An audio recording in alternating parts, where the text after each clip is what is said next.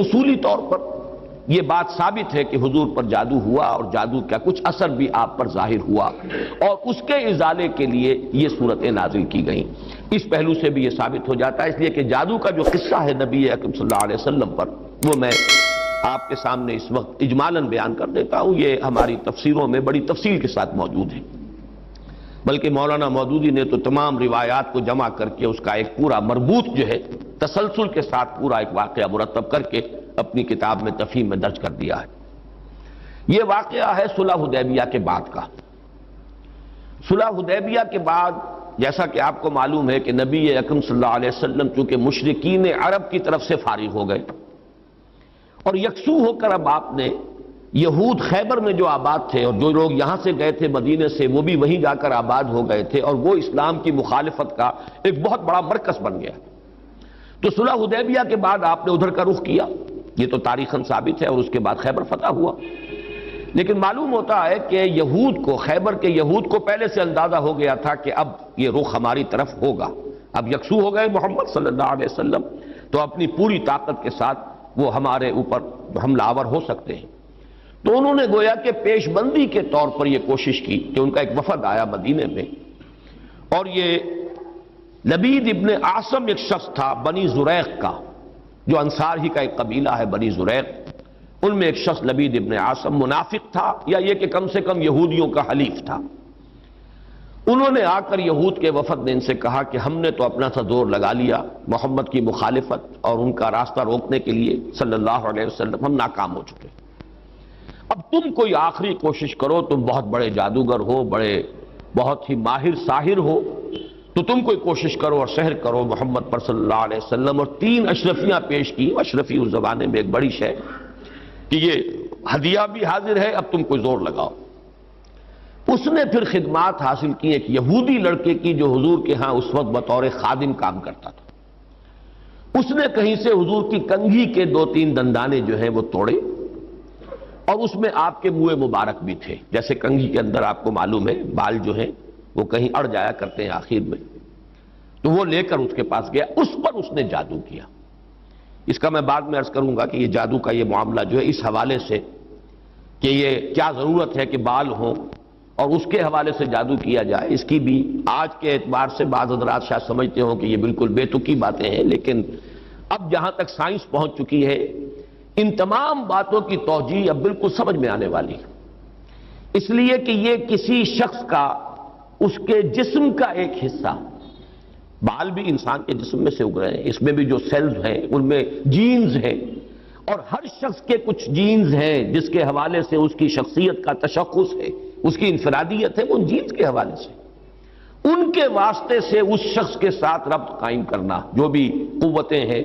یا وہ جنات کے ذریعے سے، ارواح خبیثہ جنہیں ہم کہیں گے ان کے ذریعے سے، یا کوئی اور شکلیں ہو سکتی ہیں، ریڈیشن مختلف قسم کے، آج تو سائنس جو ہے جہاں تک پہنچ چکی ہے وہ ریڈیشنز کی کتنی قسمیں ہیں اور کہاں کہاں سے وہ ریڈیشنز پہنچتی ہیں اور کیسے کیسے اثر انداز ہوتی ہیں، یہاں تک کہ بالکل ابتدائی دور جو ہے عہد اول جسے بگ بینگ کہا جاتا ہے آج کل، اس وقت کی ریڈیشنز بھی آج تک آپ خلا کے اندر جو ہے وہ تلاش کرتے ہیں اور وہ مل جاتی ہیں۔ اس پہلو سے ان چیزوں کے ذریعے سے، لیکن یہ کہ شخص معین تک اس بات کو پہنچانے کے لیے غالباً اس کے وجود کا کوئی حصہ، اور ظاہر بات ہے کہ ہر شخص کے بال اس کے وجود کا ایک جز ہے، اسی میں سے وہ برآمد ہوئے۔ بہرحال اس پر وہ جادو کیا گیا، اور وہ کوئی تانت یا کوئی شے تھی جس میں گرہیں لگائی گئیں، 11 گرہیں اس میں تھیں، پتلا سا بنایا گیا اور پتلے میں پھر وہ سوئیاں چبوئی گئیں، اور پھر ایک کنویں میں زروان یا زو اروان یا زی اروان اس کنویں کا نام تھا، وہاں جا کر کسی پتھر کے نیچے، اس کے تہ میں پتھر کے نیچے وہ دبا دیا گیا، اس کے اثرات حضور پر ظاہر ہوئے۔ یہ ہے وہ کہ واقعہ، اور اس کے بعد اس میں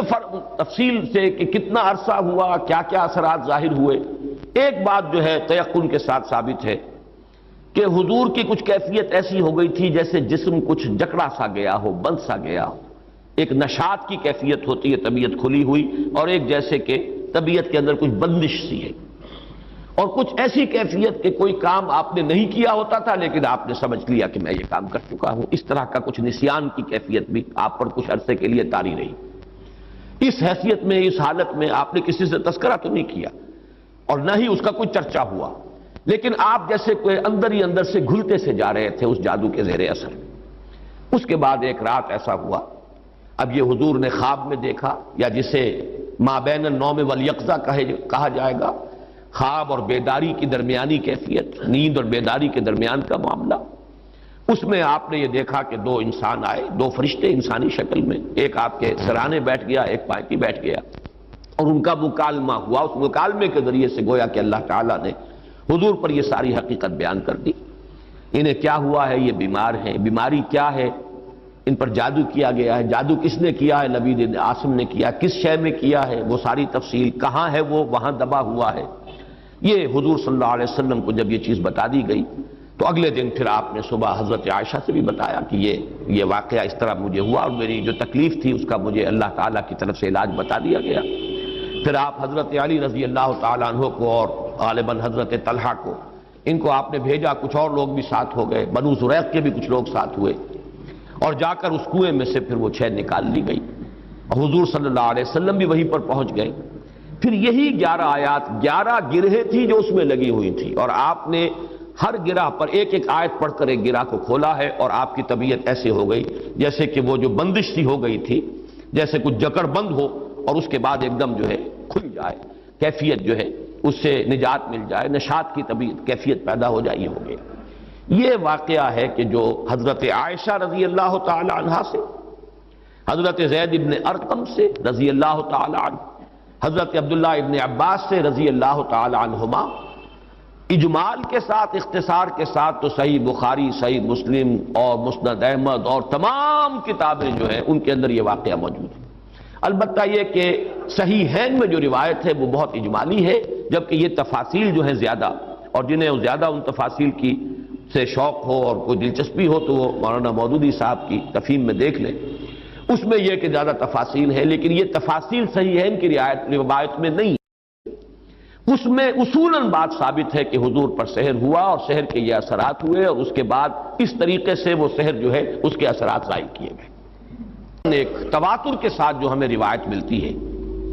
کہ یہ حضور صلی اللہ علیہ وسلم پر جب سحر ہوا ہے اس وقت یہ صورتیں نازل ہوئی ہیں، اور حضرت جبرائیل علیہ السلام نے یہ تلقین فرمائی کہ ان آیات کے ذریعے سے آپ اس سحر کے اثر کو زائل کریں، چونکہ ان میں ایک آیت موجود بھی ہے وَمِن شَرِّ النَّفَّاثَاتِ فِي الْعُقَدِ، تو اس کے حوالے سے اس میں ایک ربط بھی قائم ہوتا ہے، وَمِن شَرِّ النَّفَّاثَاتِ فِي الْعُقَدِ، اور پھونک مارنے والیوں کی شر سے کہ جو گرہوں پر، عقدوں پر پھونک مارتی ہیں۔ یہ ہے وہ جادو اور ٹونے کا معاملہ، جادو ٹونا ٹوٹکا۔ اس میں نفاسات کیوں آیا؟ جادوگر تو مرد بھی ہوتے ہیں، عورتیں بھی ہوتی ہیں، اس کے بارے میں مختلف تعبیرات کی گئی ہیں، چونکہ ان کے نفوس کی یہ شرارت ہے لہذا نفس کی طرف نسبت دیتے ہوئے اسے مؤنث بنایا گیا، یا چونکہ ان کی جماعتیں ہیں، ان کے گروہ ہیں، لہذا ایک جماعت کے لیے لفظ مؤنث کہا جاتا ہے عربی زبان میں، تو شاید اس کے اعتبار سے نفاسات کہا گیا۔ ایک رائے یہ بھی ہے کہ عاصم ابن لبید کی بہنیں اور بیٹیاں خاص طور پر ماہر تھیں، اور جو جادو اس نے کیا حضور صلی اللہ علیہ وسلم پر اس میں وہ بھی شامل تھی، اس لیے شاید یہ نفاسات کا لفظ آیا ہے۔ بہرحال اس پر ہمارے تمام مفسرین کا اجماع ہے کہ اس سے مراد ہے جادو کے لیے، ٹونے کے لیے، ٹوٹکے کے لیے کچھ پھونک پھونک کر گرہوں پر پھونکے مارنا اور گرہ لگانا۔ عقد یہ جمع ہے عقدے کی، عقدہ کہتے ہیں گرہ، تو عقدہ جمع اس کی عقد، گرہوں پر پھونکے مارنے والیوں کے شر سے رب الفلق کی پناہ میں آتا ہوں۔ جادو برحق ہے، کلمات کی تاثیر ثابت ہے، ہر کلمہ خیر ہو، کلمہ شر ہو، اس کی کوئی تاثیر ہے، اس کے کوئی نتائج ہے، اور اس کے نتائج نکلتے ہیں۔ جیسے کہ جسمانی کسی کو زخم لگایا جائے، جیسے حضور صلی اللہ علیہ وسلم کو بھی زخم لگا ہے غزوہ احد میں، خون کا فوارہ چھوٹا، زیادہ خون بہہ گیا تو غشی بھی طاری ہوئی، سب کچھ ہوا، دندان مبارک شہید ہوئے۔ جیسے جسم اطہر پر یہ اثرات جو ہیں خارجی حملوں اور خارجی جو زخم لگے ہیں ان کے ظاہر ہوئے، اسی طرح یہ مانوی قسم کا جو حملہ تھا اس کا بھی نبی اکرم صلی اللہ علیہ وسلم پر اثر ہوا ہے۔ یہ صحیحین کی روایات سے ثابت ہے، اور میں یہ سمجھتا ہوں کہ اس سے انکار کرنا در حقیقت یہ اس دور کے بڑے فتنوں میں سے ایک فتنہ ہے. جو چیز اس طریقے سے ثابت ہو جائے اور اس میں کہ عقلی اعتبار سے خود قرآن سے ثابت ہے. اس لیے کہ حضرت موسیٰ علیہ السلام پر بھی جادوگروں کے جادو کا اثر ہوا، قرآن میں ثابت ہے. جب مقابلہ ہوا ہے اور حضرت موسیٰ علیہ السلام کا معجزہ بھی یہی تھا نا کہ عصا ڈالتے تھے زمین میں، وہ اژدہا بن جاتا تھا. حیۃ تسعیٰ، سانپ ہے ہلنے والا، چل رہا ہے. اور وہی کچھ انہوں نے کر کے دکھا دیا عارضی طور پر. جادوگر آئے، انہوں نے اپنی چھڑیاں اور اپنی رسیاں پھینکی اور وہ بھی نظر آئیں. سب کو نظر آئیں کہ جیسے سانپ ہے چل رہے. جیسے سب کو نظر آئی حضرت موسیٰ کو بھی نظر آئی. جیسے نظر بندی آپ کہتے ہیں، نظر بندی سب کی ہوئی تو حضرت موسیٰ کی بھی ہو گئی. عصمت انبیاء سے یہ کوئی شے بعید نہیں ہے. معلوم ہوا کہ قرآن سے ثبوت مل رہا ہے. اور جیسے حضرت موسیٰ علیہ السلام کے بارے میں تو یہاں تک ہے فَأَوْجَسَ فِي نَفْسِهِ خِیفَةً موسیٰ، ایک خوف پیدا ہوا اندر. اور خوف جو ہے بالکل سمجھ میں آتا ہے، معقول بات ہے، منطقی بات ہے کہ فوراً یہ اثر ہوا ہوگا کہ یہ تو وہی کچھ انہوں نے کر کے دکھا دیا جو اللہ تعالیٰ نے مجھے عطا فرمایا تھا معجزہ. دیکھنے والوں کو تو وہی کچھ نظر آ گیا. فرق کیا ہوا؟ ڈگری کا فرق رہ جائے گا شاید. لیکن یہ کہ جب اللہ تعالیٰ نے فرمایا ہے موسیٰ لا تخف انک انت الاعلیٰ، گھبراؤ نہیں، تم ہی جیتو گے، تم ہی سربلند رہو گے، گھبراؤ نہیں، خوف محسوس نہ کرو، ذرا جو تمہارے ہاتھ میں اسے ڈالو تو صحیح. الق ما فی یدک الق عصاک، پھینکو. اور اب اس اژدہا نے جو حضرت موسیٰ کے عصا سے بنا ہڑپ کر لیا ان تمام سانپوں کو جو نظر آ رہے تھے. تو معلوم ہوا کہ یہ جادو تھا اور یہ جادو نہیں کوئی اور شے ہے. اور یہ بھی میں نے بارہا عرض کیا ہے کہ یہ بات، یہ حقیقت بھی منکشف انہی پر ہوئی جو جادوگر تھے. دوسرے والوں کو تو دیکھنے کو یہی پتا چلا ہوگا یہ بڑا جادوگر، یہ چھوٹے جادوگر. اور کیا، بڑا جادوگر غالب آ گیا، چھوٹے جادوگر جو ہے نا ہار گئے. بڑے جادوگر کا نے جو جادو پیدا کیا اس نے ہڑپ کر لیا چھوٹے جادوگروں کے جادو کو. تو زیادہ سے زیادہ ان کے ذہن میں تو یہی بات آئے گی. لیکن جادوگر جانتے تھے یہ شے کچھ اور ہے، یہ جادو نہیں ہے. اس لیے کہ ہر ماہر فن اپنے فن کی لیمیٹیشنز کو جانتا ہے. تو حضور صلی اللہ علیہ وسلم پر بھی یہ ہوا ہے. باقی مختلف لوگوں نے مختلف طریقے سے اس کی نفی کی ہے، مذاق اڑایا ہے.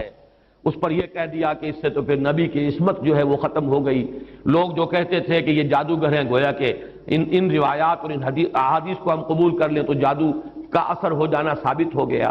حالانکہ اس میں بھی بڑا فرق ہے. وہ کہتے تھے جادوگر کس معنی میں کہ یہ خود جادو کر رہا ہے. یہاں یہ کہ جادو کا اثر آپ پر ہوا ہے، اور وہ بھی اثر اس درجے میں نہیں ہوا کہ جس سے آپ کی عصمت مجروح ہو جائے اور غیر معتبر ہو جائے. اس لیے کہ اس کا کسی اور کو تو پتہ ہی نہیں چلا، گھر والوں کو بھی اندازہ نہیں ہوا. صرف حضور نے اس کیفیت کو محسوس کیا ہے، اور وہ بھی صرف دنیاوی معاملات میں. کسی نماز کے بارے میں یہ نہیں آیا کہ حضور نے نہ پڑھی ہو اور آپ کو یہ گمان ہو گیا ہو کہ میں پڑھ چکا ہوں. نہیں، البتہ یہ کہ تعلق زن و شوق، میں اپنی فلاں اہلیہ کے ہاں ہو آیا ہوں لیکن آپ نہیں گئے. اس طرح کا کچھ معاملہ انسانی معاملات، خالص بشری تقاضوں کے ضمن میں، بشری معمولات کے ضمن میں تو یہ اثر ہوا ہے کہ آپ نے کوئی کام نہیں کیا لیکن خیال یہ کیا کہ کر لیا ہے. باقی یہ کہ جو کار نبوت ہے یہ ہے محفوظیت. اللہ تعالیٰ نے اس جادو کے اثر سے بھی جو آپ کا فرض منصبی ہے، آپ کے نبوت و رسالت کے جو پہلو ہیں ان کو محفوظ رکھا ہے، اس زمانے میں بھی، اس دور میں بھی جبکہ آپ پر یہ جادو کا اثر تھا. بہرحال جادو برحق ہے، البتہ جادو کرنا کفر ہے. زہر میں تاثیر ہے، کسی کو زہر کھلانا یہ بہرحال جرم ہے، یہ قتل عمد ہے. زہر سے مارنا اس کی تو سزا ہو جائے گی. اس اعتبار سے نوٹ کر لیجئے وَمِن شَرِّ النَّفَّاثَاتِ فِي الْعُقَدِ، اور یہ بھی گویا کہ ایک شکل ہوئی من شر ما خلق کی. حضور صلی اللہ علیہ وسلم کچھ تلقین فرماتے تھے اور خود آپ کا بھی ایک معمول تھا، اور یہ روایت بھی ثابت ہے بخاری سے اور مسلم سے کہ رات کے وقت آپ کا یہ معمول تھا کہ یہ دونوں صورتیں آپ پڑھتے تھے، اپنے ہاتھوں پر پھونکتے تھے اور پھر اپنا ہاتھ، اپنا دست مبارک اپنے پورے جسم پر جہاں جہاں تک بھی ہاتھ پہنچ سکتے تھے آپ پھیر لیتے تھے. یہ رات کو سوتے ہوئے آپ کا معمول تھا. یہاں تک کہ مرض وفات میں جب آپ پر نقاہت بہت زیادہ طاری ہو گئی تو ایسا بھی ہوتا رہا ہے کہ حضور صلی اللہ علیہ وسلم کے ہاتھ حضرت عائشہ نے اٹھائے، حضور نے اس پر پڑھا، پھونکا، اور پھر حضرت عائشہ نے حضور کے ہاتھ جو ہیں آپ کے جسم کے اوپر پھیر دیے. بلکہ ایسا بھی ہوا کہ خود حضرت عائشہ رضی اللہ تعالی عنہا نے اپنے ہاتھوں سے یہی عمل جو ہے جاری رکھا ہے. تو یہ بھی اصل میں نبی اکرم صلی اللہ علیہ وسلم کا جو ایک خاص تعلق ان دو صورتوں کے ساتھ ہے اس لیے کہ روایات سے یہ معلوم ہوتا ہے کہ ان کے نزول سے پہلے قرآن مجید میں بھی مختلف جگہوں پر جو ہے وہ استعاذے کا حکم موجود ہے، تو حضور سے بھی بہت سی دعائیں منقول ہیں جن میں آپ استعاذہ کرتے تھے، پناہ طلب کرتے تھے مختلف چیزوں سے۔ اعوذ باللہ، اللہم انی اعوذ بک من العجز والکسل ومن البخل والشح، مختلف جو ہے حضور سے روایات ثابت ہیں۔ وَنَعُوذُ بِاللَّهِ مِن شُرُورِ أَنفُسِنَا وَمِن سَيِّئَاتِ أَعْمَالِنَا، اب یہ تمام چیزیں جو حضور سے ثابت ہیں، لیکن جب یہ صورتیں نازل ہو گئی تو اس کے بعد حضور صلی اللہ علیہ وسلم نے گویا کہ تعوذ جو ہے اپنا اس کو خاص کر لیا ان دو صورتوں کے ساتھ۔